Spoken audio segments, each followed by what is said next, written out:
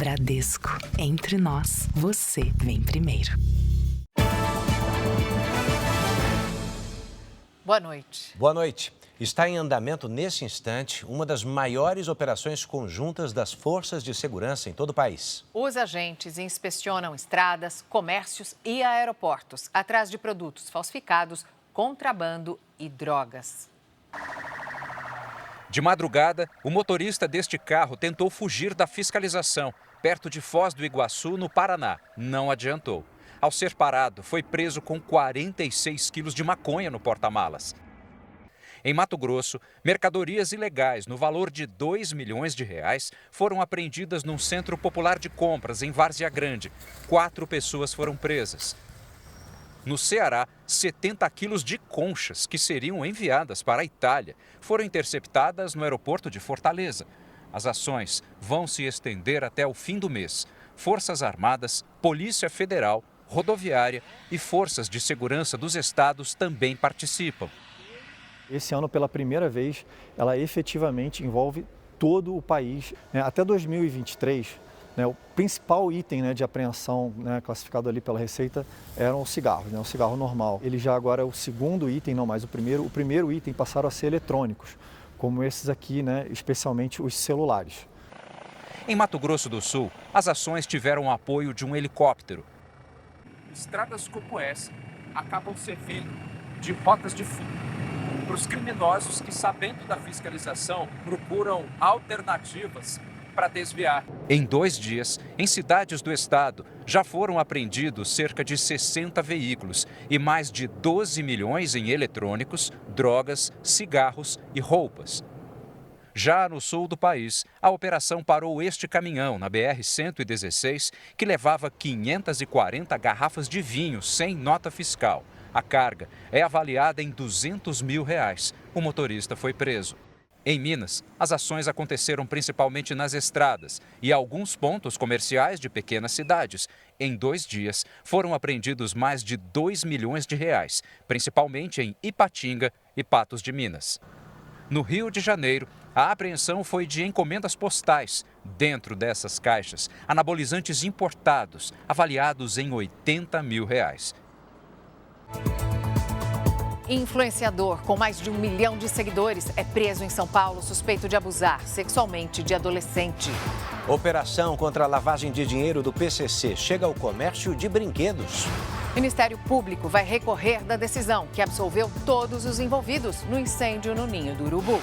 Ministério da Justiça anuncia projeto que prevê aumento de penas para líderes de facções criminosas.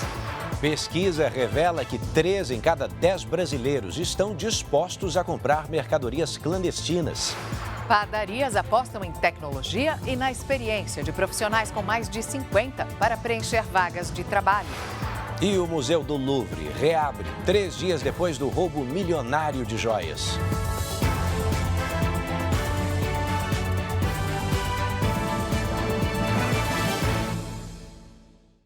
Oferecimento Bradesco e Agro. Isso que é dupla raiz.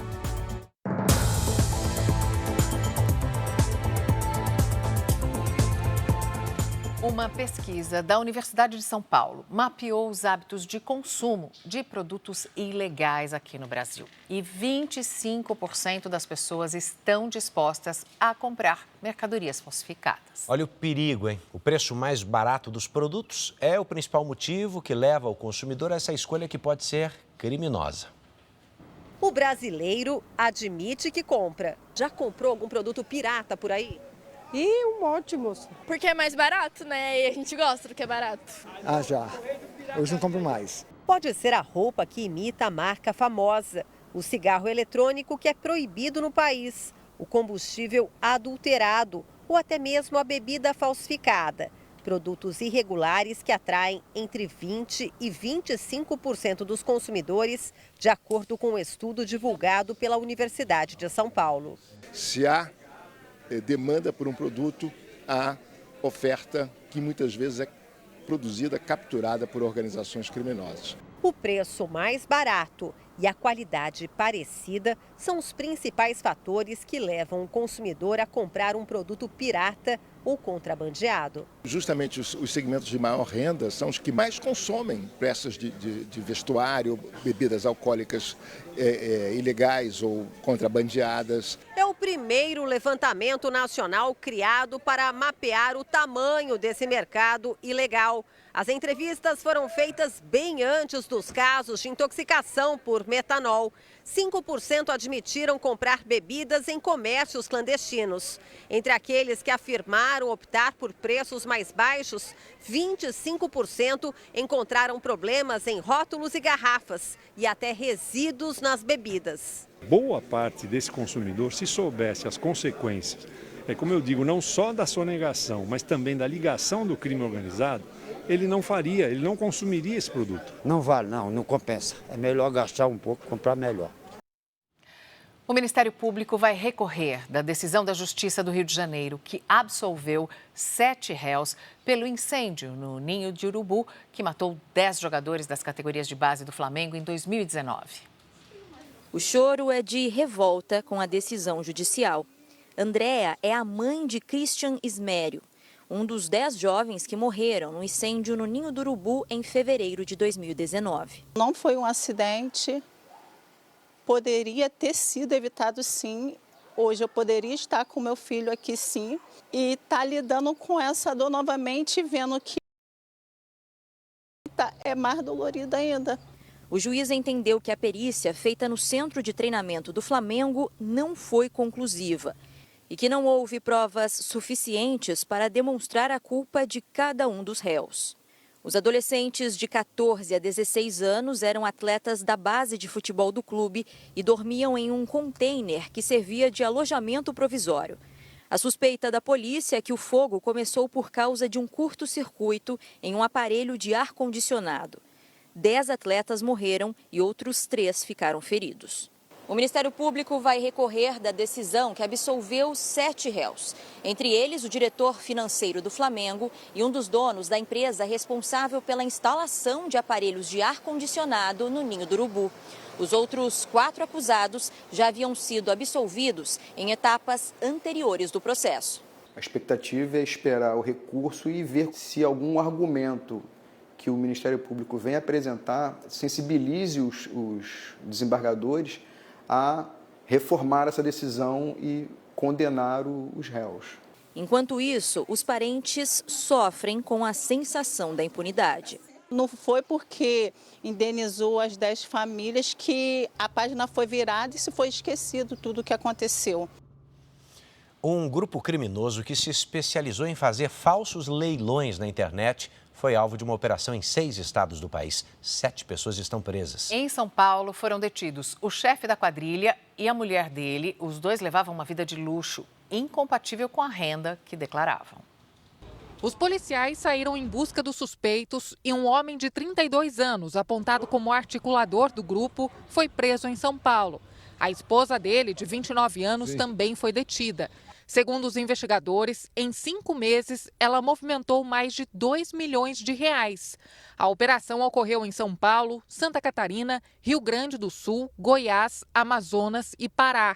A quadrilha criava páginas falsas na internet que imitavam sites de leilões. As vítimas pagavam pelos lances, mas nunca recebiam as mercadorias. Eles desenvolveram um site muito parecido com o site verdadeiro de uma conhecida empresa de leilões. Alteraram alguma coisa no endereço eletrônico, desenvolveram toda uma plataforma com cadastro, com todo um processo, várias etapas, bastante completo. O dinheiro das vítimas caía em contas de laranjas para dificultar o rastreamento. Em seguida, os criminosos usavam negócios falsos para lavar o dinheiro. Segundo as investigações, a quadrilha movimentou 6,5 milhões de reais. Foram apreendidos dispositivos eletrônicos que vão passar por perícia e auxiliar nas investigações. Se você tem se chateado com o que tem visto nos aeroportos, não está sozinho, não.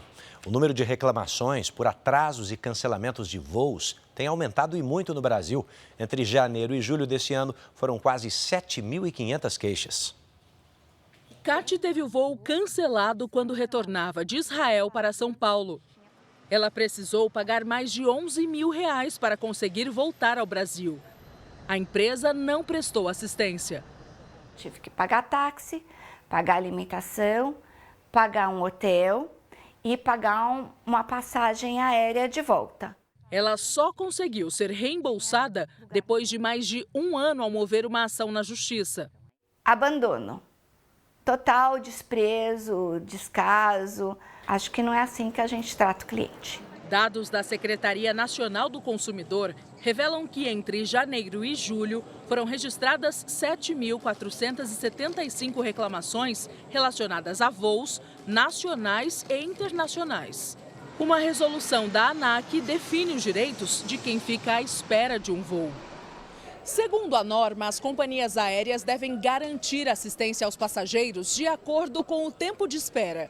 Primeiro, oferecendo meios de comunicação, como telefone ou internet. Se o atraso se prolongar, é obrigatório fornecer alimentação.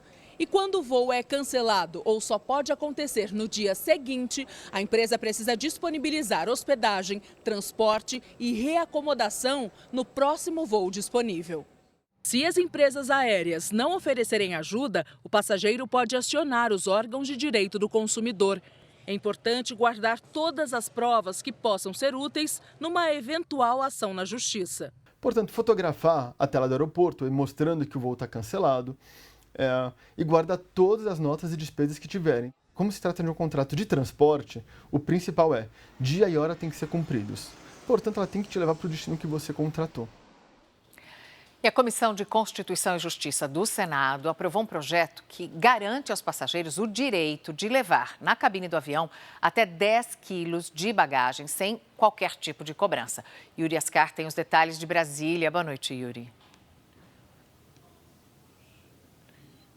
Boa noite, Mariana. A votação na CCJ do Senado foi unânime. Se não houver recurso, a proposta segue para análise da Câmara.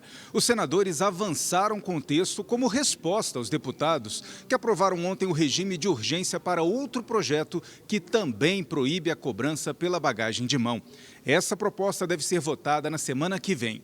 O movimento no Congresso ganhou corpo depois que 2 companhias aéreas anunciaram voos internacionais sem direito a embarque gratuito de bagagem de mão, sendo permitida apenas uma bolsa ou mochila que caiba embaixo do assento. A Agência Nacional de Aviação Civil informou que vai contribuir com o debate, com base em subsídios técnicos, preservando tanto o direito dos passageiros quanto a competitividade das companhias aéreas. Edu, Mariana. Obrigado, Yuri. A gente vai agora para Paris porque o Museu do Louvre reabriu as portas hoje, 3 dias depois do roubo das joias da coroa francesa. A diretora do museu reconheceu que houve falhas no esquema de segurança em depoimento ao Senado do país.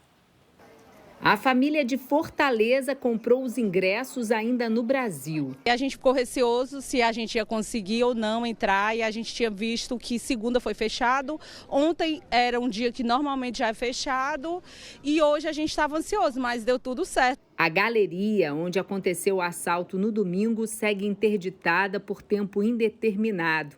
Apesar das restrições, Bruna conseguiu registrar um vídeo mostrando a porta do salão fechada. A gente está aqui no cenário do maior crime da história da atualidade. Os criminosos entraram por aquela janela que dá acesso à Galeria Apolo, onde estavam as joias. Uma viatura da polícia está estacionada no mesmo local onde o carro usado no assalto parou. Os ladrões estacionaram uma caminhonete equipada com uma escada de elevação de carga, simulando uma operação de manutenção, e subiram até a varanda. A janela, que havia sido quebrada, já foi reparada, mas ainda chama a atenção de quem passa. Pelo jeito vai virar um ponto turístico. Todas as pessoas que estão passando aqui, elas estão parando, elas estão tirando foto, elas estão gravando um vídeo. Numa comissão no Senado, a diretora do Louvre, Laurence Descartes, admitiu falhas de segurança e revelou que do lado de fora da galeria havia apenas uma câmera que não gravou imagens da ação. Ela disse ter colocado o cargo à disposição, mas a renúncia foi recusada pelo governo. A polícia segue à procura dos 4 criminosos responsáveis pelo roubo. 9 peças da coroa francesa foram levadas. Até agora, apenas uma foi recuperada. São Paulo volta a registrar baixa umidade do ar. A gente fala com a Lidiane Sayuri para entender o que está acontecendo. Lid, boa noite. Oi, Mariana. Olha só, as regiões sul e sudeste estão sob a influência da alta pressão. Isso deixa o tempo firme e seco. Boa noite a você. Edu, boa noite. Boa noite a você que acompanha a gente. Amanhã, a frente fria vai provocar chuva forte no litoral da Bahia, em Sergipe e Alagoas. E rajadas de até 60 km por hora podem ocorrer do litoral baiano até o Piauí. Em Florianópolis, previsão de chuva entre a madrugada e amanhã. À tarde, o sol aparece entre muitas nuvens e a temperatura chega aos 23 graus. Em São Paulo, manhã fria, sol com poucas nuvens e máxima de 26. Em Campo Grande, tempo seco com 34 graus e umidade abaixo dos 20%. Hoje, os maiores volumes de chuva foram registrados na Bahia e no Pará. As imagens de satélite mostram as instabilidades concentradas no norte e nordeste. Amanhã, o ar polar deixa o tempo estável no sul, sudeste e centro-oeste. À tarde, as temperaturas sobem e a umidade fica baixa no interior de São Paulo, incluindo a capital, e em áreas de Minas Gerais, Paraná, Goiás, Mato Grosso e Mato Grosso do Sul. Já no Amazonas, Roraima e Acre, a circulação dos ventos provoca chuva isolada. À tarde, faz até 29 graus em Porto Alegre, em Vitória, 27, 25 em Brasília, em Manaus, 30 e até 28 em Maceió. Tempo delivery. O Hamilton é de Maringá, no Paraná. Boa noite, Hamilton. Entre quinta e sexta, sol entre nuvens e máximas entre 28 e 30 graus. No sábado, calor de 34. O Alex é de Fortaleza, Ceará. Oi, Alex. A quinta começa com pancadas de chuva. Na sexta e no sábado, sol e nebulosidade. As máximas não passam dos 31. Participe e use a hashtag você no JR nas redes sociais. Mariana, Edu. Obrigado, Lidiane. Ainda hoje, lojas de brinquedos em shoppings da Grande São Paulo são alvo de uma operação contra um esquema de lavagem de dinheiro do PCC. E também o Ministério da Justiça apresenta proposta para combater as organizações criminosas. Pena para quem faz parte, promove ou financia uma facção deve aumentar. O projeto ainda será enviado ao Congresso Nacional.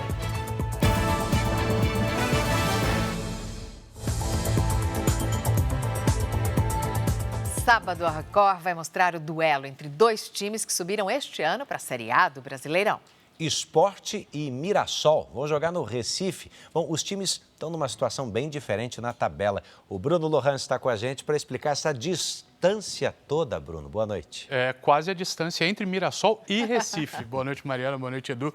Para você que acompanha o JR. O time pernambucano está em último e pode voltar à segunda divisão. Já o Mirassol faz uma campanha histórica e é a sensação do campeonato. Ainda podemos dizer que o Mirassol é estreante no Brasileirão?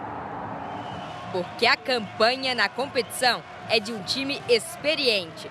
Venceu adversários grandes, como Corinthians, São Paulo e até goleou o Bahia. São 14 vitórias, 10 empates e apenas 5 derrotas em 29 jogos. O Mirassol já é o melhor estreante da história do Brasileirão por pontos corridos, que começou em 2003. Hoje, o time está em 4º lugar na tabela e mira ainda mais alto. É maravilhoso jogar aqui, é maravilhoso trabalhar com esse grupo e acho que é por isso que está dando tão certo. Acho que a sintonia que a gente tem, não só nos jogos, mas no treino, no dia a dia, é tão boa que está repercutindo para dentro do campo e está todo mundo conectado. O próximo jogo do Mirassol será contra o lanterna do campeonato, o Sport, no Recife. O time pernambucano faz um Brasileirão ruim. Venceu apenas 2 vezes até aqui. Faltam ainda 10 rodadas, como eu disse, há um fio de esperança numa possibilidade mínima e nós temos que continuar trabalhando como sempre estivemos. E acho que isso não vai mudar. Sport e Mirassol terá transmissão ao vivo na Record, R7 e Record Plus, sábado, a partir das 6h30 da tarde. Eu fico por aqui. Mariana, Edu. Obrigada, Bruno. Você vai ver a seguir. O Supremo Tribunal Federal publica a decisão da primeira turma que condenou o ex-presidente Jair Bolsonaro e outros 7 réus. E também, influenciador é preso por assediar menores pela internet. Segundo a polícia, ele oferecia ajuda em jogos para conquistar a confiança das vítimas.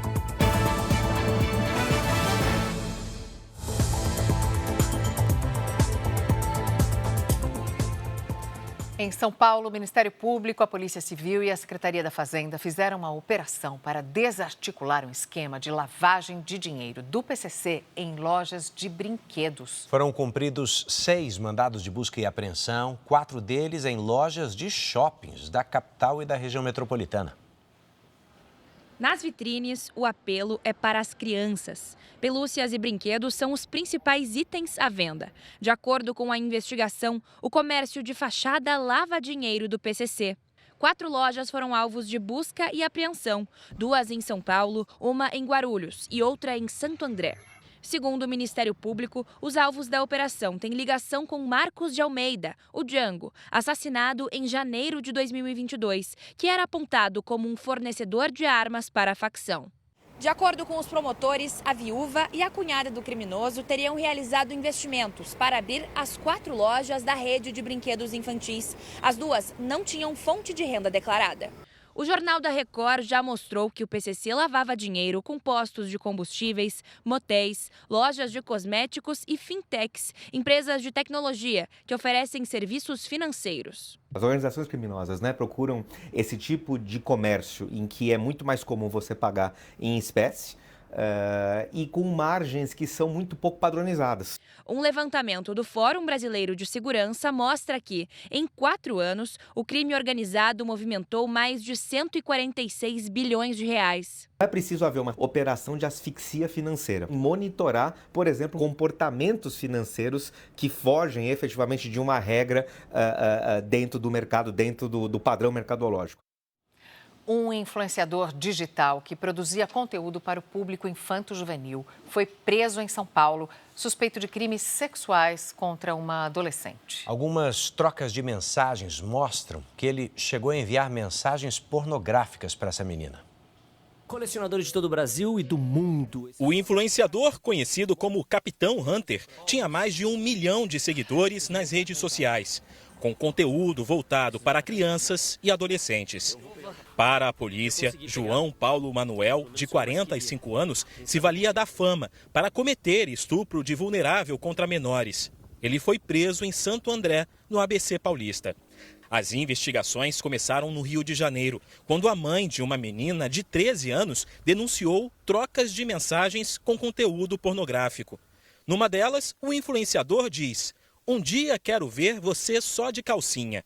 Também há fotos de natureza sexual de João Paulo. Ele aborda essa família prometendo impulsionar a carreira da menina em jogos online e, após uma insistência da mãe, ela percebeu, a criança vem em prantos para a mãe e relata tudo, todos os abusos. Segundo a polícia, João Paulo já teria abordado ao menos outra vítima de 11 anos, da mesma maneira.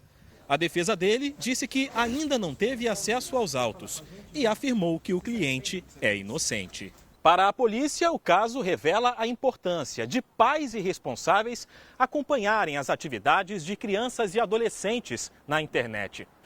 No Brasil, 92% do público entre 9 e 17 anos estão conectados e 11% já receberam mensagens de cunho sexual.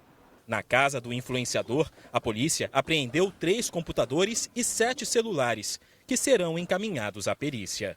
Pode ter praticado essa conduta contra várias vítimas e é essa a nossa intenção nesse momento, de conseguir encontrar de fato quantas vítimas foram e realmente o que aconteceu.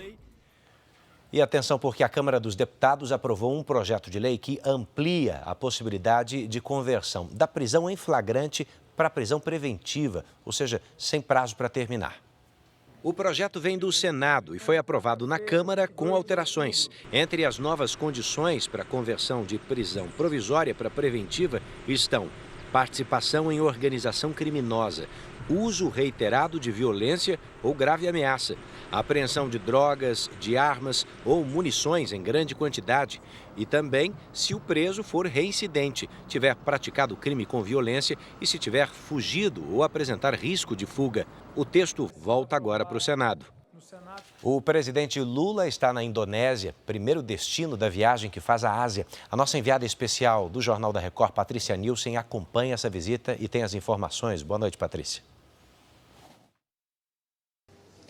Olá, boa noite. Nós estamos 10 horas à frente do Brasil, já é quinta-feira aqui na Indonésia.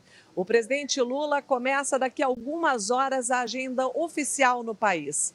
Lula desembarcou no aeroporto de Jacarta no início da noite pelo horário local.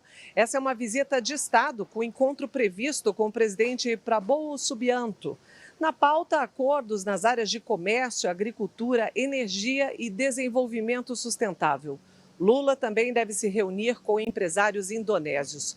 Lula depois segue para a Malásia, onde participa da cúpula da ASEAN, que reúne países do Sudeste Asiático. O objetivo é reforçar a presença do Brasil na região e ampliar parcerias econômicas com a Ásia. Existe ainda espaço na agenda de Lula para um possível encontro com o presidente americano Donald Trump, mas até agora nada confirmado. Mariana, Edu. Obrigada, Patrícia. O ministro Edson Fachin, presidente do Supremo Tribunal Federal, autorizou a transferência do ministro Luiz Fux da primeira para a segunda turma da Corte. Fux vai ocupar a vaga criada com a aposentadoria do ministro Luiz Roberto Barroso. A transferência deve acontecer já na semana que vem. E o ministro da Justiça apresentou hoje os principais pontos do projeto de lei antifacção. Vamos falar com a Cristina Lemos. Boa noite, Cris. Qual é o eixo principal dessa mudança? Boa noite, Mariana. Edu, olha, uma super necessária modernização da Lei das Organizações Criminosas, que é de 2013. Vem aí um endurecimento das penas e também da própria qualificação dos crimes, que passam a hediondos com prisão imediata e sem direito à fiança. O projeto amplia penas, permite que policiais se infiltrem em facções, autoriza a criação de empresas fictícias para ajudar nas investigações e cria formas para descapitalizar o crime organizado. A proposta aumenta a pena atual de 3 a 8 anos para 5 a 10 anos de prisão para quem integra, promove ou financia uma organização criminosa. Cria a denominação Organização Criminosa Qualificada, com pena de 8 a 15 anos de reclusão, quando o grupo exercer controle sobre territórios ou atividades econômicas por meio de violência ou ameaça. E nos casos em que houver homicídio cometido a mando de uma organização criminosa qualificada, a punição pode chegar a 30 anos de prisão. Além disso, o crime de organização criminosa qualificada passa a ser considerado hediondo, com prisão imediata e sem direito à fiança. O texto ainda vai passar pela Casa Civil e pela Advocacia Geral da União e pode sofrer alterações. Depois será enviado ao Congresso Nacional e terá de ser aprovado pela Câmara e pelo Senado. O governo acredita que a proposta não deve encontrar resistência no parlamento. Isto vai ao encontro desse desejo dos deputados, senadores da sociedade brasileira de combater mais eficazmente o crime organizado. Como isso vai tramitar, se vai demorar, não vai demorar, isso depende também, enfim, de outras prioridades que possam existir no Congresso Nacional e também do momento pré-eleitoral que nós estamos vivendo agora. O Ministério Público da Itália se posicionou a favor da extradição da deputada Carla Zambelli. Ela está presa no país desde julho, para onde fugiu depois de ter sido condenada a 10 anos de prisão e a perda do mandato por ter invadido o sistema do Conselho Nacional de Justiça. Juízes italianos ainda vão decidir se aceitam o pedido de extradição feito pelo Brasil.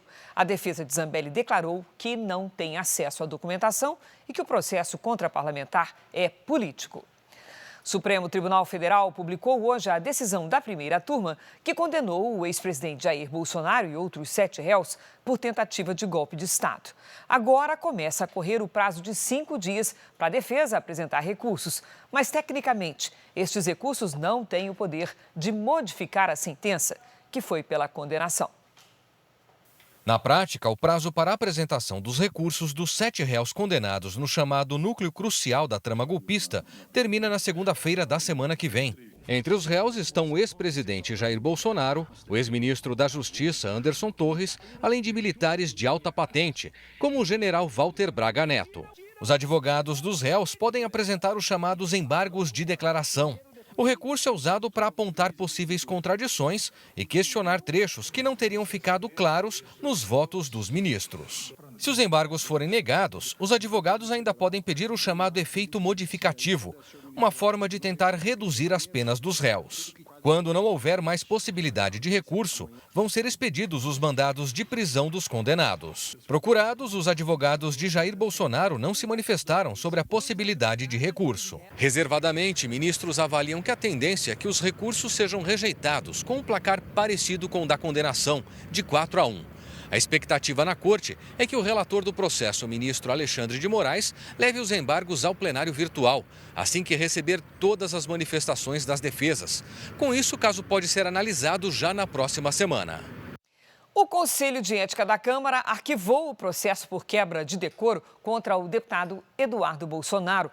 Por 11 votos a 7, os deputados rejeitaram a denúncia do PT, que acusava o parlamentar de ataques a instituições, como o Supremo Tribunal Federal. O relator defendeu que a conduta é amparada pela liberdade de expressão. Eduardo Bolsonaro vive nos Estados Unidos desde fevereiro deste ano. Mariana, Edu. Obrigada, Cris. E a primeira turma do Supremo Tribunal Federal reabriu a investigação sobre a suposta participação do presidente do PL, Valdemar Costa Neto, na tentativa de golpe de Estado. Ele chegou a ser indiciado pela Polícia Federal, mas a Procuradoria-Geral da República não apresentou denúncia. Procurado, Valdemar Costa Neto não se manifestou. Você vai ver a seguir, o presidente dos Estados Unidos anuncia que não vai fornecer mísseis de longo alcance para a Ucrânia. E também mulher de 75 anos é atacada por pitbull solto nas ruas de Goiânia. Ela foi salva por garis que conseguiram imobilizar o cachorro.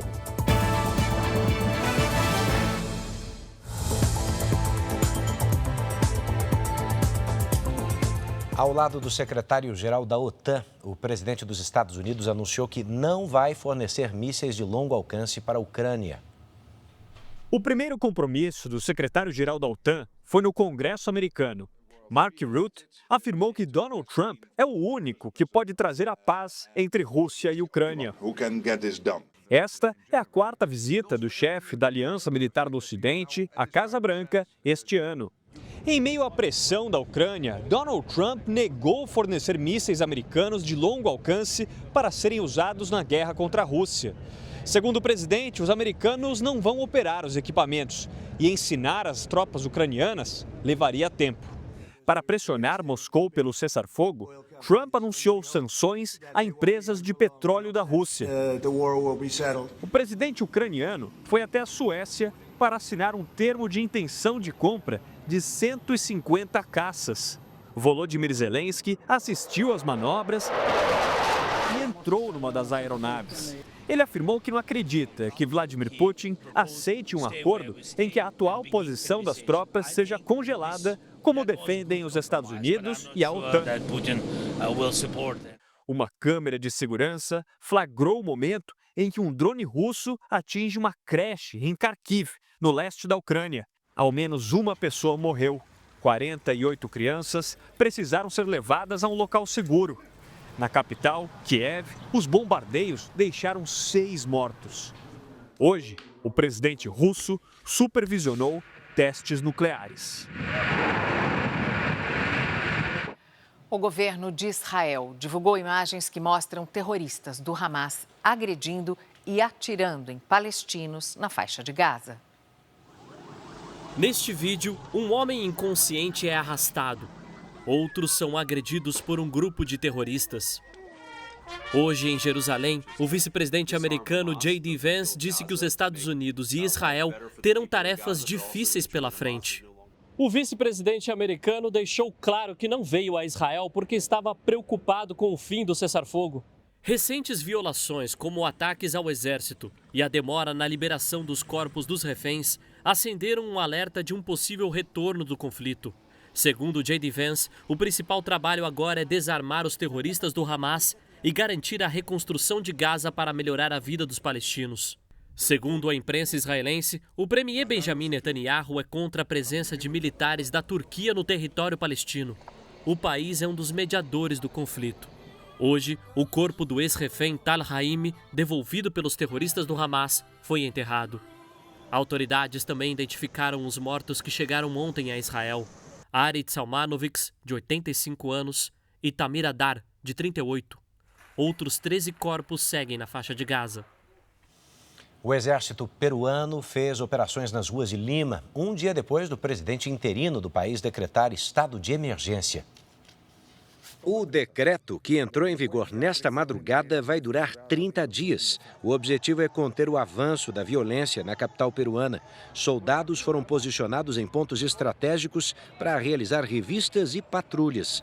A medida também restringe visitas a presídios e autoriza a destruição de celulares encontrados nas celas.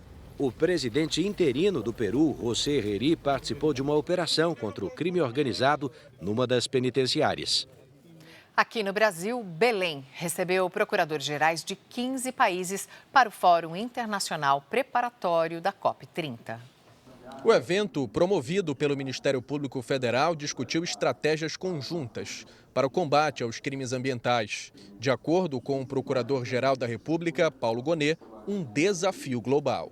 O Ministério Público tem esse compromisso de defesa da ordem jurídica, econômico e ecológico. Daí a necessidade de que haja desenvolvimento, mas desenvolvimento sustentável. Gonet também ressaltou a importância da tecnologia na proteção do meio ambiente. De acordo com o último levantamento da Rede de Observatórios de Segurança, entre 2023 e 2024 foram registrados 41.203 crimes ambientais no país. Violações contra a fauna e flora representaram quase 70% do total de ocorrências. O procurador-geral da Espanha, Álvaro Garcia, afirmou que boa parte das agressões ao meio ambiente ocorrem na Amazônia, com destaque para o desmatamento e a mineração ilegal. O representante do Ministério Público da China, Dimitri Deboer, elogiou o protagonismo do Brasil na organização do fórum e reforçou a importância da Amazônia no equilíbrio climático do planeta. O evento divulgou a Carta de Belém, que consolida os compromissos em fortalecer o combate aos crimes ambientais e a proteção da floresta amazônica. Um médico que atuava no interior de São Paulo foi preso depois de denúncias de abuso e importunação sexual durante as consultas. 26 pacientes denunciaram Rafael dos Santos, de 42 anos. 2 afirmaram terem sido estupradas pelo psiquiatra. 24 deram queixa de importunação sexual. Ele vai me dar um abraço, nesse momento ele me deu um beijo na boca. Rafael dos Santos se entregou na Delegacia da Mulher em Marília. O médico ainda será ouvido pela polícia. A defesa disse que ele é inocente e que a prisão preventiva foi desnecessária. Eu acredito que com a prisão dele na candidatura de hoje, mais vítimas comparecerão à delegacia, até porque elas vão ver que a justiça funciona. De acordo com o relato das vítimas, o psiquiatra agia sempre de forma parecida, quase sempre no final do dia, quando o movimento no consultório era menor. Eu virei o rosto, ele me segurou, né? E nesse momento ele beijou o meu pescoço também, ficou me segurando.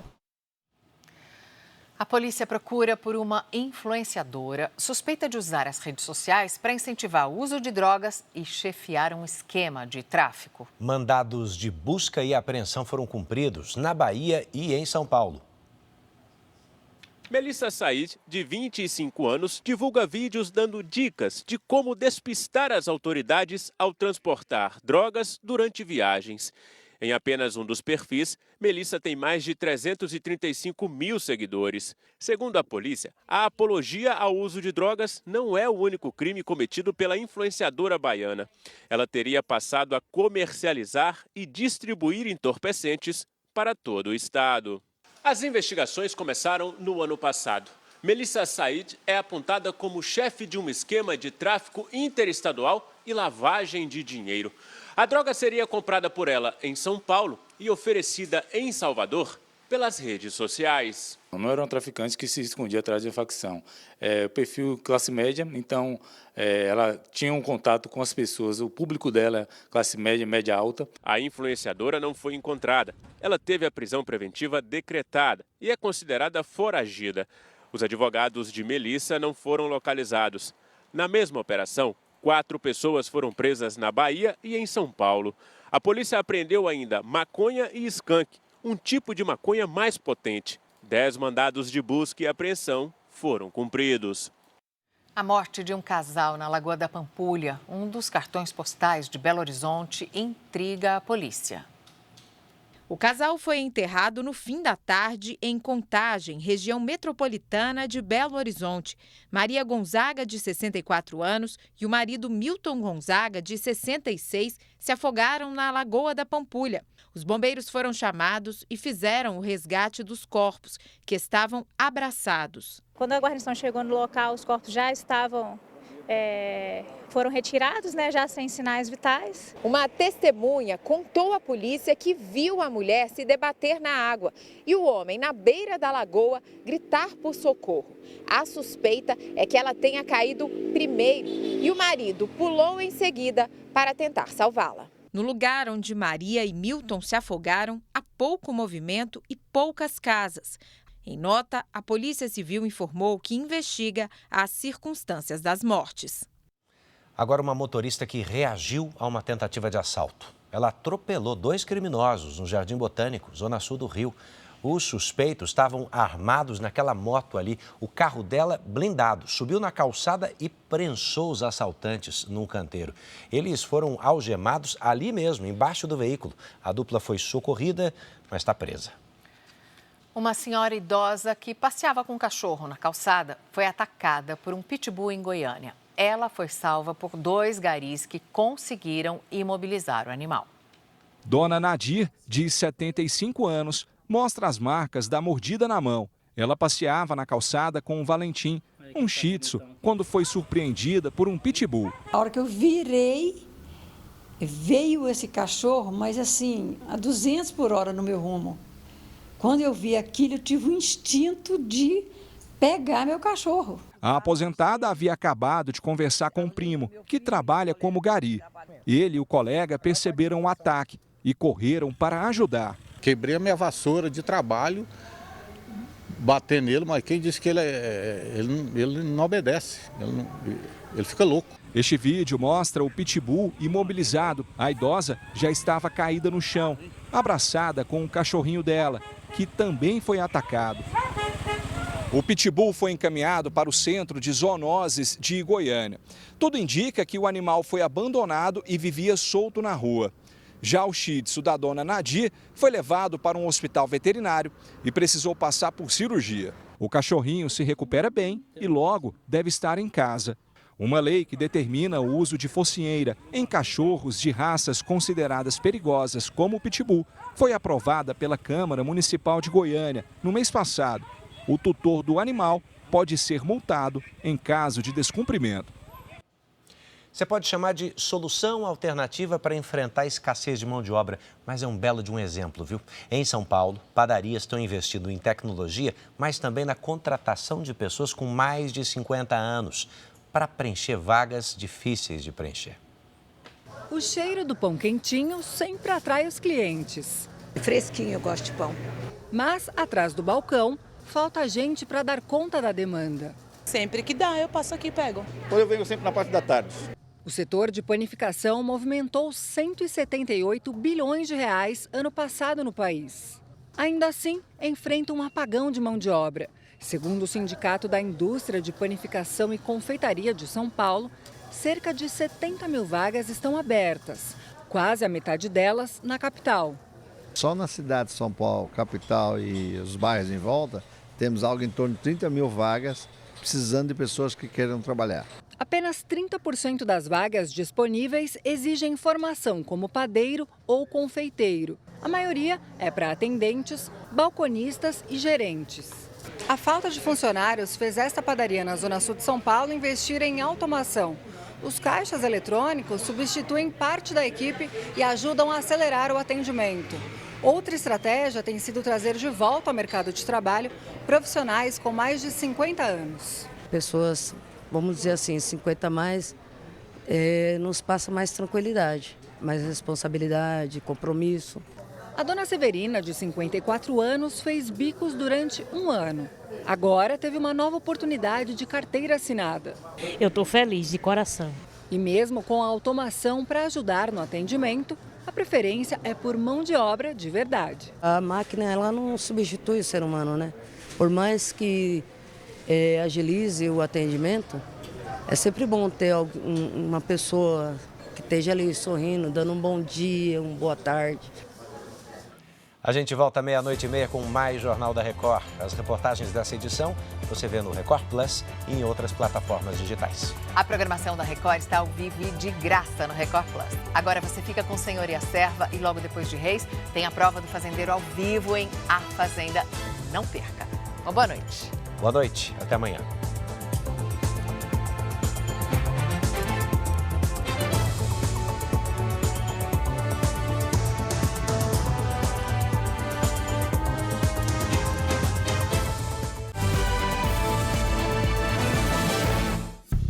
Bradesco, entre nós, você vem primeiro.